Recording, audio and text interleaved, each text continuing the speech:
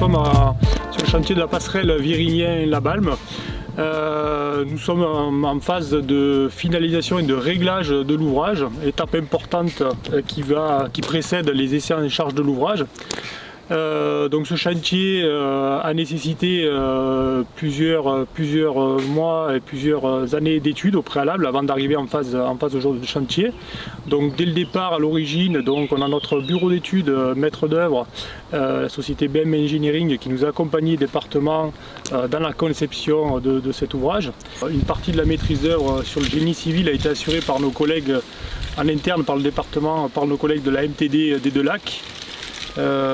Donc qui a suivi effectivement toutes ces opérations de suivi des travaux de GC et également accompagné dans sa tâche par le service ouvrage d'art aussi du département. En parallèle, effectivement, on s'est associé les services de la société BEX spécialiste en matière de coordination de sécurité et qui nous accompagne depuis l'origine, depuis la conception jusqu'à aujourd'hui la phase de réalisation.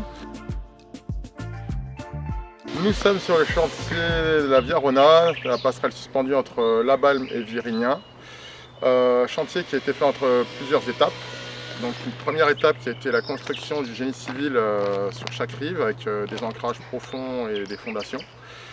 Donc, dans une deuxième étape, les entreprises ont donc mis en place les mâts porteurs que nous voyons derrière moi. Puis les suspentes câblées, donc les deux câbles porteurs qui sont au-dessus et les câbles latéraux pour équilibrer la passerelle et gérer les contraintes par rapport aux vents latéraux.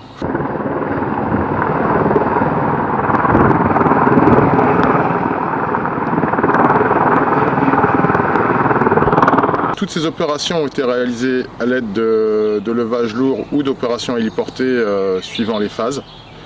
Les hélicoptères sont intervenus plusieurs fois. Alors, dans un premier temps, pour mettre en place des petites câblettes qui ont servi à amener les porteurs à leur place définitive, câble qui était trop lourd pour l'hélicoptère. Un certain nombre d'opérations de montage et de réalisation de cet ouvrage, on fait appel à des opérations de levage à l'hélicoptère. Ces opérations demandent donc un calage spécifique par rapport à la météo, par rapport à la communication entre le pilote, l'helper qui accroche les charges et le personnel qui doit réceptionner les charges et les mettre en place, que ce soit sur la passerelle ou au niveau des câbles, selon les cas. Ces opérations se déroulent assez facilement avec des météos clémentes et si les météos ne nous aident pas, ça demande beaucoup d'expérience et pas mal de dextérité pour le personnel, que ce soit ou le pilote ou le personnel sur corde chargé de récupérer le matériel du fait des contraintes de vent et de mouvement des charges. Alors nous avons dû gérer sur ce chantier un certain nombre de points particuliers comme le risque par rapport à la noyade vu l'environnement fluvial sur lequel nous nous trouvons, donc au-dessus d'un bras mort du Rhône. Ce risque a été géré en collaboration avec les services de secours de la sécurité civile de la Savoie et de l'Ain en coordination en fonction de qui avait les gardes et en prévenant les capitaines et pompiers respectifs des deux casernes.